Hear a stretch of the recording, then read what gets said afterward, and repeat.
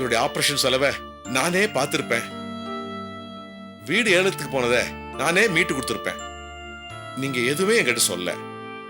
என்ன ஒரு மூணாவது மனுஷன் மாதிரி நினைச்சுக்கிட்டீங்க, அப்படிதானே? இப்போ ஒரு புது ப்ராஜெக்ட் ஆரம்பிச்சிருக்கிறேன். அதுக்கு ஒரு நல்ல மேனேஜரை பார்க்க சொல்லி பாஸ்கர் சொல்லியிருக்கிறேன். அந்த போஸ்டையே சீவட்சன் பார்த்துக்கிட்டோம். கொஞ்ச நாள்லயே சீவட்சனுக்கு ஒரு தனியான பிசினஸ் ஸ்டார்ட் பண்ணி கொடுத்துறேன். போதுமா? ரொம்ப நன்றிங்க. அப்படி அவங்க வீட்டுக்கு போய் உன் வீட்டுக்காரிய பாக்குறதுக்கு இவங்க என்ன மானங்கெட்டு போய் ரோஷன் கெட்டு போயா இருக்காங்க? அந்த ஆளாத்துக்கா நான் வரமாட்டேன்.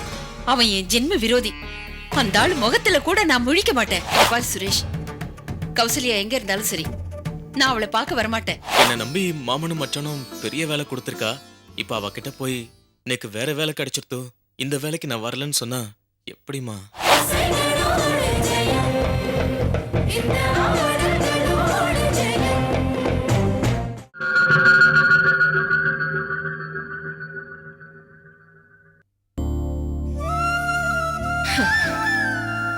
நியாயமா உங்க உடம்ப தேத்த வெஜிடபிள் சூப் எல்லாம் செஞ்சு கொடுக்கணும். வெறும் கோதுமை கஞ்சி தான் இப்ப என்னால செஞ்சு கொடுக்க முடியறது. எல்லாம் நம்ம நேரம்னா. ரங்கநாயகி, பத்மா கையால கோதுமை கஞ்சி செஞ்சு கொடுத்தாலும் அமிர்தமா இருக்குடி.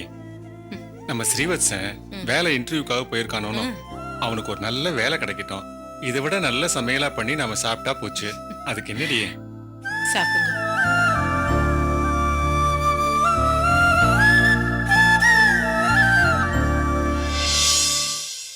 ஆமா ரங்கநாயகி, பத்மா எங்க போயிருக்கா? பக்கத்துல மளிகை கடைக்கு போயிருக்கா.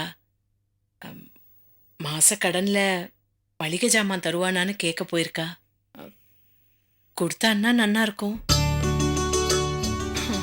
அடடே, வாங்க வாங்க வாங்க வாங்க வாங்க வாங்க, உட்காருங்க. நீங்க உட்காருங்க. உட்காருங்க. இந்த ஏழையாத்துக்கு நீங்க வருவேன்னு நான் கொஞ்சம் கூட எதிர்பார்க்கவே இல்லை. ஏமா நீங்களே உங்களை ஏழைன்னு சொல்றீங்க? வாழ்க்கையில மேடு பள்ளம் வரதான் செய்யும். நாளைக்கே கோர்ட்டு கேஸ் உங்களுக்கு சாதகமா அமைச்சிட்டா பழையபடி நீங்களும் கோடீஸ்வரங்க தான். எங்களை பத்தி எல்லா விஷயமும் தெரிஞ்சுன்னு தான் வந்தேளா? கௌசி மூலியமா அப்பப்போ கேட்டு தெரிஞ்சுக்குவேன். ஓ, உங்களுக்கு உதவணும்னு சொல்லி தான் நினைப்பேன். ஆனா நீங்க ஏதோ தப்பா நினைச்சுக்கன்னு சொல்லிதான் அப்படியே இருந்துருவேன். உதவணும்னு நினைச்சல் பார்த்தேளா? அந்த ஒரு நல்ல மனசு போறோம். இப்போ உங்க உடம்பு எப்படி இருக்கு? நன்னா இருக்கேன். என் மாட்டு பொண்ணு பத்மா கவனிப்பால உடம்பு நன்னா தேறிண்டு வருது. உங்களுக்கு பத்மா கிடைச்ச மாதிரி எனக்கு கௌசி கிடைச்சிருக்கிறா. பட்டர்கிட்ட பணக்காசு இல்லே தவிர நல்ல மனசுள்ள தங்கமான பொண்களை பெத்து வச்சிருக்கேன். நாங்க இங்க இருக்கிற விஷயம் உங்களுக்கு எப்படி தெரியும்? பட்டர் உங்களை பத்தி ரொம்ப கௌரவமா சொன்னாரு. அப்பதான் உங்க வீட்டுடைய இந்த அட்ரஸ் கிடைச்சது எனக்கு. அவரு உங்களுடைய நிலைமைக்காக ரொம்ப மனசார வருத்தப்பட்டார். தன்னால உதவ முடியலன்னு சொல்லி என்கிட்ட அவர் ரொம்ப வருத்தப்பட்டார். பட்டர் எங்களுக்கு சம்பந்தியா கிடைச்சதுக்கு நாங்க ரொம்ப கொடுத்து வச்சிருக்கணும். பணம் காசு எல்லாமே சம்பாதிக்கலாம். ஆனா இந்த மாதிரி நல்ல மனுஷால சம்பாதிக்கிறது ரொம்ப ரொம்ப கஷ்டமா இருக்கு. நானும் ஒரு வகையில உங்களுடைய உறவுகாரன் தான். பத்மாவுடைய தங்க கௌசி எனக்கு பொண்ணு. அதே மாதிரி பத்மாவும் எனக்கு பொண்ணுதான். எனக்கு இருந்த ஒரே பையனை நான் இருந்துட்டு தனி மரமா இருக்கிறப்போ நீங்க எல்லாரும் தான் தோப்பு மாதிரி கட்சிருக்கிறீங்க.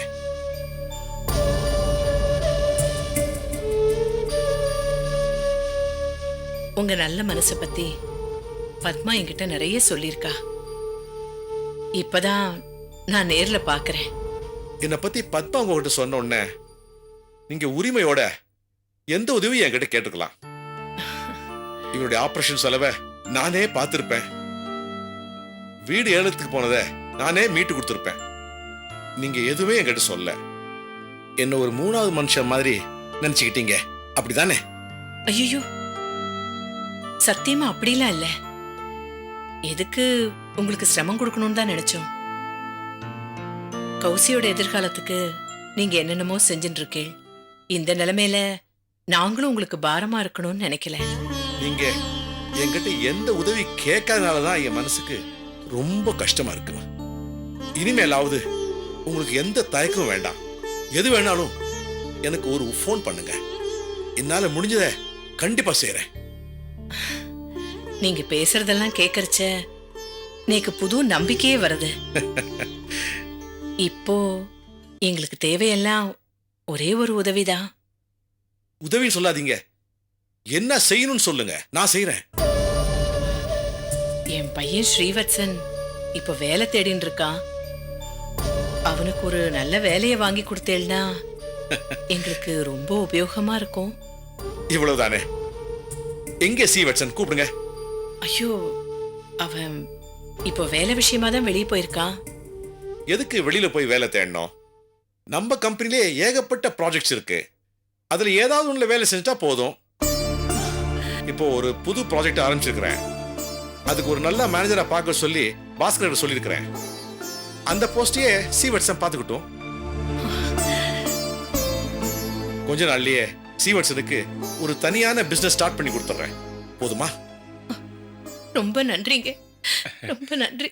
ரொம்ப நன்றி சார். யாருக்கு யாருமா நன்றி சொல்றது? நாளைக்கே சீவட்சன் வீட்டுக்கு வர சொல்லுங்க. அப்ப நான் புறப்படுறேன்.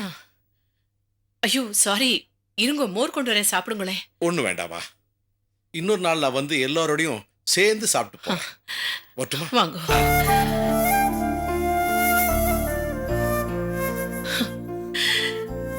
பகவான் நம்மளை கைவிடலனா நமக்கு ஒரு நல்ல வழியை காமிச்சிட்டு. நீங்க சாப்பிடுங்க. சரிம்மா. சாப்பிடுங்க. சரி. முன்னாடி எல்லாம் நான் வீட்டு வேலை எதுவும் செய்யறது இல்ல, சமயக்கட்டு பக்கம் நான் வரதே இல்லைன்னு உங்க அம்மா எவ்வளவு கத்திக்கிட்டு இருந்தாங்க. ஆனா இப்ப பாருங்க, நான் அவங்க தலையில வச்சே ஐஸ். நான் தண்ணி குடிக்கலான்னு கிச்சன் பக்கம் போனா கூட நீ எதுக்குமா இங்க வர சொல்லி அமிச்சிருந்தா நானே கொண்டு வந்து கொடுத்துருப்பேன் இல்லன்னு சொல்றாங்க. காஃபி டிஃபன்ல இருந்து சாப்பாடு வரைக்கும் நான் இருக்கிற இடம் தேடி வருது. இந்த காலத்து மாட்டு பொண்ணுங்க உங்ககிட்ட கத்துக்க வேண்டியது நிறைய இருக்கு.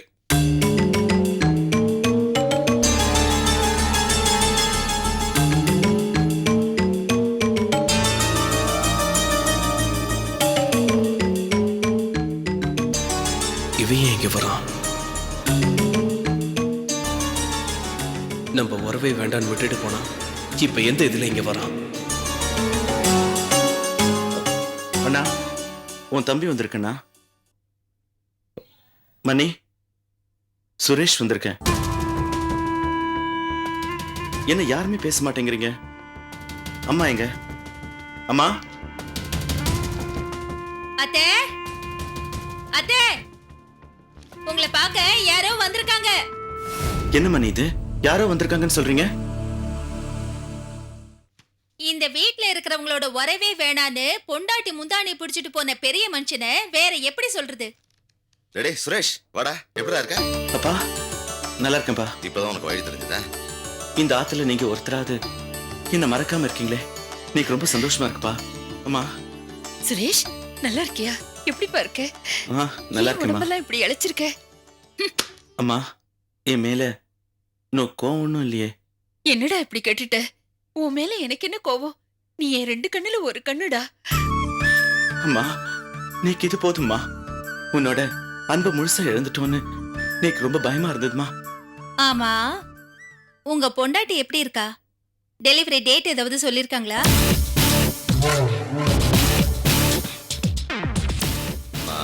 பிள்ளை பிறக்கிறதும் மழை பெய்யறதும் அந்த பகவானுக்கே தெரியாது. யாரால டெலிவரி டேட்டை கரெக்டா சொல்ல முடியும்? எந்த தேதியில பிறந்தா என்ன? அவன் நம்ம பேர குழந்தை தானே. அம்மா, கௌசி நீ வந்து பார்க்கணும். அவளை மனசார ஆசீர்வாதம் பண்ணணும். உன்னோட ஆசீர்வாதம் இல்லாம அவளுக்கு குழந்தை பிறக்கிறத நானும் விரும்பல, அவளும் விரும்பலமா. சோத்துல உப்பு போட்டு சாப்பிடுறவங்க எங்க அத்தை. அந்த ராஜரத்னம் வீட்டு வாசல்ல இந்த ஜென்மத்துல அவங்க காலடி எடுத்து வைக்க மாட்டாங்க. அப்படி அவங்க வீட்டுக்கு போய் உன் வீட்டுக்காரிய பாக்குறதுக்கு இவங்க என்ன மானங்கெட்டு போய் ரோஷங்கெட்டு போயா இருக்காங்க? அந்த ஆளாத்துக்கா நான் வரமாட்டேன். அவன் என் ஜென்ம விரோதி. அந்த ஆள் முகத்துல கூட நான் முழிக்க மாட்டேன். அம்மா, நீ ராஜரத்ன அங்கிள் ஆத்துக்கு வர வேண்டாம். கௌசியோட அப்பா இப்ப அவளை அவரோட ஆத்துக்கு அழிச்சுட்டு போயிருக்காரு. யாரு? பட்டர் ஆத்துக்கா? ஆமாம்மா, அங்க நீ வரலாம் இல்லையாம்மா? உனக்கு சகல மரியாதையும் தர அங்க பட்டரும் அவரோட பொண்ணுங்களும் தயாரா இருக்காங்க. என்னம்மா சொல்ற? அலமோ, இதுல யோசிக்கிறதுக்கு என்ன இருக்கு? நான் இப்பதானே சொன்னேன், கௌசிக்கு பிறக்க போறது நம்மளோட பேர குழந்தை. அதுக்கு முன்னாடி மருமகளை பாக்குறதான முறை. இல்லைண்ணா, நேக்கு மட்டும் ஆசை இல்லையா என்ன? என் மாட்டு பொண்ணை பார்க்கணும், அவளுக்கு 5 வகை சாதம் பண்ணி கொண்டு போய் அவளுக்கு கொடுத்து அவளை உபசரிக்கணும்னு நேக்கும் ஆசையா தான் இருக்கு. ஆமா, அப்புறம் என்னம்மா? வா, இப்பவே போய் கௌசியை பார்த்துட்டு அவளை ஆசீர்வாதம் பண்ணிட்டு வரலாம். புறப்படுமா? அத்தை, எங்க போறீங்க? கௌசிய பார்க்கணும்னு ஆசையா இருக்குன்னு தானே சொன்னீங்க. பார்க்க அவங்க வீட்டுக்கு வரேன்னு ஒண்ணும் சொல்லலையே. மணி, இது எனக்கும் எங்க அம்மாவுக்கும் நடுவுல இருக்கிற விஷயம். டேய், இந்த ஆத்துல நேக்கு இல்லாத உரிமை உனக்கு என்னடா இருக்கு? அவங்கள கண்டவங்க ஆத்துக்கு அழைச்சிட்டு போறத நான் அனுமதிக்க மாட்டேன். வேண்டாண்ணா, விடு. இந்த விஷயத்துல நீ தலையிடாத ப்ளீஸ். அவர் ஏன் வீட்டு விஷயத்துல தலையிடக்கூடாது? உங்களை மாதிரி அம்மாவை மறந்துட்டு வீட்டுக்காரி பின்னாடி ஓடி போனவர் கிடையாது. அம்மா வந்து உங்க பொண்டாட்டிய பாக்கணும்னு இவ்வளவு உரிமையோடு கூப்பிடுறீங்களே, நியாயமா உங்க பொண்டாட்டிய தான் இங்க கூட்டிட்டு வந்திருக்கணும்.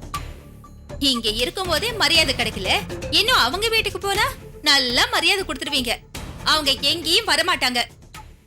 என்ன அத்தை, நான் சொல்றது கரெக்ட் தானே? கரெக்டுமா, சௌந்தர்யா சொல்றது ரொம்ப கரெக்ட். புள்ள பாசத்தை காமிச்சு கொஞ்ச நேரத்துல என்னை ஏமாத்து பார்த்த. நல்ல வேளை அந்த மயக்கத்தை நீ தெளிய வச்சுட்ட. இது பாரு சுரேஷ், கௌசல்யா எங்க இருந்தாலும் சரி, நான் அவளை பார்க்க வரமாட்டேன். உனக்கு அம்மா கையால சாப்பிடணும்னா உள்ள வா, இல்லைனா இங்க இருந்து நீ போலாம். புரிஞ்சுக்கிட்டா சரி.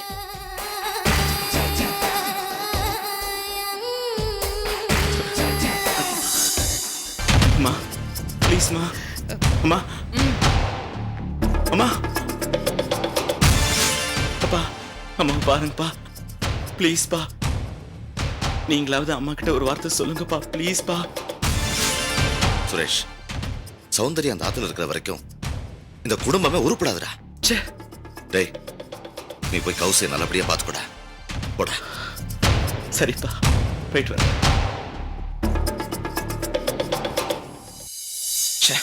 பாவம் சுரேஷ், அவனுக்கு நிம்மதியே இல்லை. விளக்கு கூட ஏத்தி எடுத்து இன்னும் அவரை காணுமே, எங்க இருக்காருன்னே தெரியல. முன்ன கையில 1க்கு 3 செல் இருந்தது. நினைச்ச நேரத்துல கூப்பிட்டு பேசிட்டு இருந்தோம். இப்போ எல்லாமே போயிடுது. ஏண்டி ரங்கநாயகி இதுக்கெல்லாம் கவலைப்படுற? ராஜரத்ன ஆபீஸ்ல நம்ம ஸ்ரீவத்சனுக்கு வேலை கிடைச்சிடுத்துன்னு வையே. செல்போனு, ஆன்லைனு, லேண்ட்லைனு எல்லாம் தானா வந்துட்டு போறது. ராஜரத்ன அங்கிள் ஆபீஸ்ல அவருக்கு வேலை கிடைச்சிருக்கிற விஷயத்த அவர்கிட்ட சொல்லணும்னு நான் துடியா துடிச்சுட்டு இருக்கேன். இன்னும் இவரை காணோம். இதோ ஸ்ரீ. அம்மா, பத்மா, நாம கும்பிட்ட தெய்வம் நம்மள கைவிடலமா?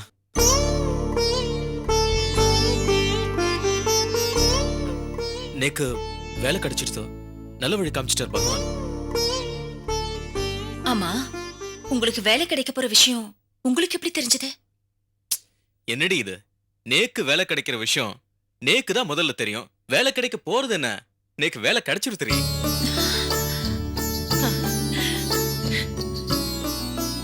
அப்போ நீ அவரை பார்த்துட்டு தான் வரியா? பார்த்ததுனால தானே நாளைக்கு வந்து வேலையில ஜாயின் பண்ண சொல்லிருக்கார். டேய், நீ யாரை பத்திடா பேசிட்டு இருக்க? நம்ம ரங்கசாமி கந்தசாமி பத்தி தான் பேசிட்டு இருக்கேன். யார் அவங்க? பத்மா, 2 வருஷத்துக்கு முன்னாடி அவ 2 பேரும் என்கிட்ட பிசினஸ் பண்ண பணம் வேணும்னு கேட்டா, கொடுத்தேன். அது மட்டும் இல்ல, அவ டிரான்ஸ்போர்ட் ஆபீஸையும் நான் தான் ஓபன் பண்ணி கொடுத்தேன். இன்னைக்கு அவெல்லாம் நல்ல நிலைமையில இருக்கா. எதேச்சியாதான் அவ ஞாபகம் எனக்கு வந்தது. போய் பார்த்தேன். இப்ப எனக்கு வேலை இல்லாத விஷயத்தையும் சொன்னேன். அவ என்னடா சொன்னா? திகைச்சு போயிட்டாமா. முதலாளி உட்காருங்க முதலாளின்னு அவ ஆபீஸ் முதலாளி சேர்லயே என்ன உட்கார வச்சுட்டாங்கன்னா பாத்துக்கேன். அப்படியா? அப்போ உங்களுக்கு வேலை கிடைச்சுடுதா? தொழிலாளி வேலைக்கு போன நேக்கு முதலாளி வேலையே கிடைச்சிருத்துரி. அட்வான்ஸா நேக்கு 2000 ரூபாய் கொடுத்தா. அது மட்டும் இல்லம்மா, கொடுத்தான்னு சொல்றதை விட பணத்தை என் பாக்கெட்லயே திணிச்சுட்டான்னு சொல்லலாம். நான் நாளைக்கே வேலையில ஜாயின் பண்ணன்னு வேற சொல்லிருக்கா. ஸ்ரீ, உனக்கு வேலை ராசி இருக்குடா. ஒரே நாள்ல வேலை கிடைக்கிறதுங்கிறது இந்த காலத்துல குதிரை கொம்பு மாதிரி. உனக்கு யானை தந்தமே கிடைச்சிருக்கு. யாருக்கும் கை கட்டி பதில் சொல்லாம நீயே அதிகாரம் பண்ற வேலை கிடைச்சிருக்கு. ஐயோ, கேக்குறதுக்கே எனக்கு ரொம்ப சந்தோஷமா இருக்குடா. அம்மா, அவ கொடுத்த அட்வான்ஸ்ல தான் அப்பாவுக்கு டேப்லெட்ஸ், குழந்தைக்கு பால் பவுடர், டானிக், மொத்தத்துல குடும்பத்துக்கு என்ன தேவையோ இதெல்லாம் வாங்கிட்டு வந்திருக்கேன். பத்மாவும் இங்க பக்கத்துல ஒரு மளிகை கடையில பேசிட்டு வந்திருக்காடா. தேவையான பொருளை நீங்க வாங்கிக்கோங்க, மாசம் ஆச்சுன்னா நீங்க பணத்தை கொடுத்தா போறோம்னு அவ சொல்லிட்டா. அப்படியே பத்மா?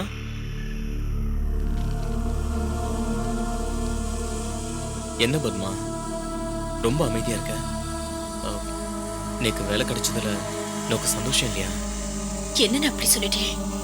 நீங்க சொல்றதெல்லாம் கேக்குறச்சு கூறிய பிச்சுண்டு பெருமாள் பணத்தை கொட்டுற மாதிரி இருந்தது. அப்புறம் ஏன் ஒரு மாதிரி இருக்க? ஒண்ணு இல்லைன்னா, சாயந்தரம் ராஜரத்ன அங்கிள் நம்ம ஆத்துக்கு வந்திருந்தார். என்னது, ராஜரத்னமா? அந்த கோடீஸ்வரர் நம்ம ஆத்துக்கு வந்தாரா? ரொம்ப ஆச்சரியமா இருக்கு. அவரை பார்த்து நாங்களே அப்படியே திகைச்சு போயிட்டோம். பெரிய மனுஷன்னா அவர்தான் பெரிய மனுஷன்.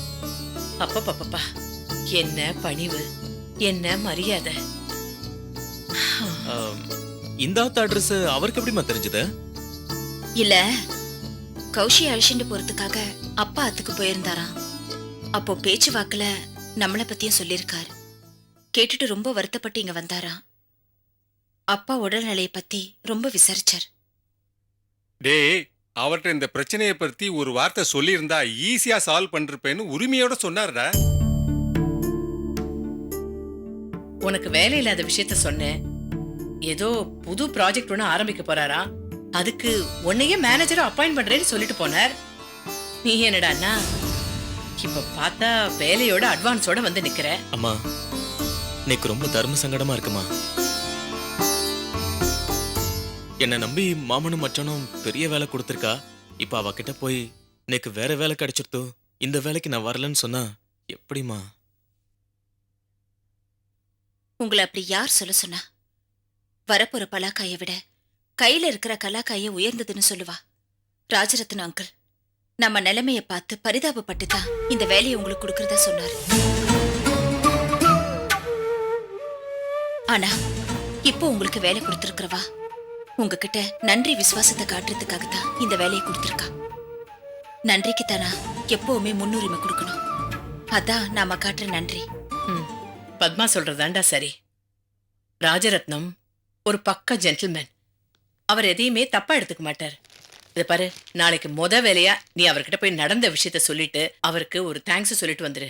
அதுக்கப்புறமா அவரோட ஆசீர்வாதத்தோட புது வேலையில போய் ஜாயின் பண்ணு. புரியுறதா? சரி, நீங்க சொன்ன மாதிரி நாளை காலையில ராஜரத்ன அங்கிளை போய் பார்த்து தேங்க்ஸ் சொல்லிடுறேன். அதுக்கப்புறமா தான் எனக்கு மத்த வேலையை. போதுமா? சரி சரி, யாத்துக்காரர் என்ன வாங்கிட்டு வந்திருக்காருன்னு நான் பாக்கணும். பாருங்க, காரியத்திலே கண்ணா இருக்கா உன் மாட்டு பொண்ணு. இப்பதான் வீட்டுக்கு லஞ்சுக்கு வந்திருக்கேன். 3 மணிக்கு கரெக்டா ஆஃபீஸ்க்கு வந்துடுறேன். ஷியோர். பேப்பர்ஸ்லாம் சைன் பண்ணிடுறேன். Okay, fine. சின்னையா, சாப்பாடு ரெடி ஆச்சு, வந்து சாப்பிடலாமே. என்ன பாட்டி சமையல்? பூசணிக்காய் மோர்க்குழம்பு, சேனக்கிழங்கு வறுவல், தக்காளி பச்சடி, மாங்காய் தொக்கு நானே என் கையால பண்ணி வச்சிருக்கேன். அடடே, இன்னைக்கு எல்லாம் எனக்கு பிடிச்ச ஐட்டம்ஸ் போல இருக்கு. கௌசி தான் எல்லாம் பண்ண சொல்லிட்டு போச்சு. பிறந்த வீட்டுக்கு போகும்போது உங்களுக்கு என்னெல்லாம் பிடிக்குமோ அதெல்லாம் பண்ண சொல்லி என்கிட்ட சொல்லிட்டு போச்சு. பாட்டி, கௌசிக்கு என் மேல தனி பாசம். அப்படித்தான் ஏன் புருஷன் பொண்டாட்டிக்குள்ள ஒருத்தருக்கு ஒருத்தர் புரிஞ்சுக்கிட்டு நடக்கணும். அப்பதான் குடும்பம் சந்தோஷமா இருக்கும்.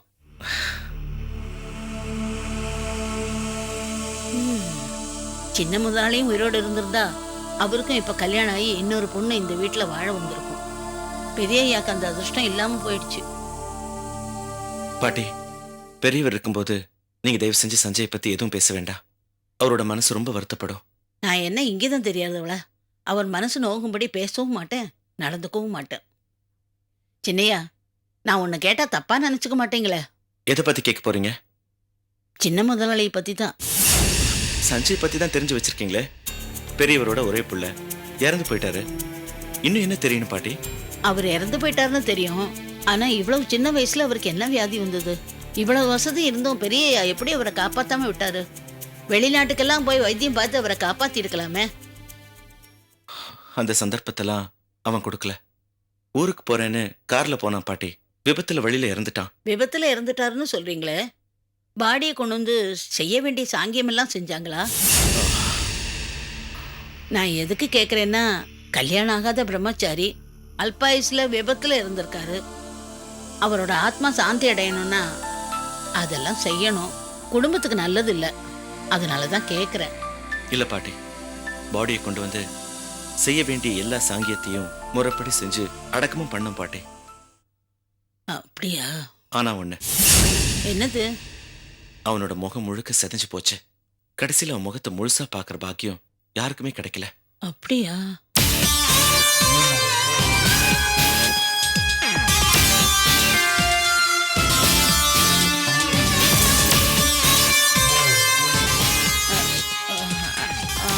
ஐயா, சாப்பாடு ரெடியா சூடா இருக்கு. சூடா இருக்கும் போதே சாப்பிட்டுடலாம். வாங்க, எடுத்து வைக்கிறேன். பாட்டிக்கிட்ட என்ன சுவாரஸ்யமா பேசிட்டு இருந்த சுரேஷ்? பாஸ்கர், பாட்டி ரொம்ப நல்ல பொம்பளையா இருக்காங்க. அவங்க வேலையில ரொம்ப பெர்ஃபெக்ட்டா இருக்காங்க. முதலாளிக்கு விசுவாசமா இருக்காங்க.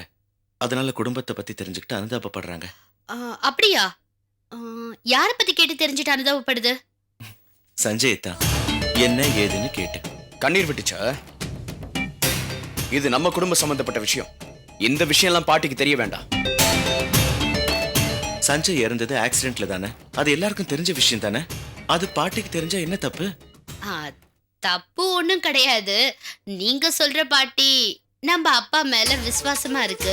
அந்த விசுவாசத்தை காமிச்சு சஞ்சய் பத்தி என்ன ஏதுன்னு கேட்டுச்சுன்னு வச்சுக்கோங்க. அப்புறம் அப்பா மனசு ரொம்ப கஷ்டப்படும். அப்புறம் ரொம்ப ஃபீல் பண்ணுவாரு. அவரோட ஹெல்த் தானே பாதிக்கும். அதனால தான் நாங்க சொல்றோம். நீங்க சொல்றது கரெக்ட் தான். அது எனக்கும் தோணுச்சு. அதனால தான் முதல்லயே சஞ்சய் பத்தி பெரியவர்கிட்ட எதுவும் பேசக்கூடாதுன்னு சொல்லிட்டேன். இந்த சுரேஷ்க்கு யார்கிட்ட என்ன பேசணும்னே தெரியாது. இது பாரு சுரேஷ், பாட்டிக்கிட்ட பேச்ச லிமிட்டா வச்சுக்கோ. எல்லார்கிட்டயும் ஒரு டிஸ்டன்ஸ் மெயின்டைன் பண்றது நல்லது இல்லையா? நித்யா, யார் யாரை எந்த டிஸ்டன்ஸ்ல வைக்கணும்னு எனக்கு நல்லா தெரியும்.